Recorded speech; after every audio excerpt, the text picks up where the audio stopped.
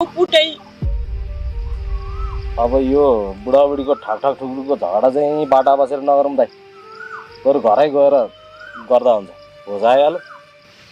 अह, म त्यो घरमा अब मरे पनि जान्न। त्यसो नभन्नु काकी, परिवार सँगै हुँदा कहिलेकाहीँ झगडा हुन्छ, मनमुटाव हुन्छ। अनि बुढाबुढीको झगडा पर्यो भन्दैमा घरै छोडेर हिँड्ने त? त्यत्रो वर्षदेखि सँगै खाएको, सँगै एकअर्कालाई साथ दिएको, के अर्थ भयो ल भन्नुहोस् त?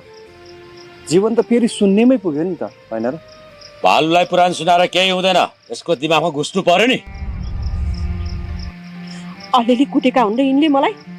तैँले देखे भाइ छक पर्दिस। घर छोडेर जाने बेला यिनका छोरा बुहारी कुटै खानु पर्ने मैले। तेरो व्यवहारकै कारणले तैँले कुटै खाएको। चुप लाग, हस्पिटल हिँड। के भएर लडेको चेक त गर्नु पर्यो नि। मरे पनि जान्न।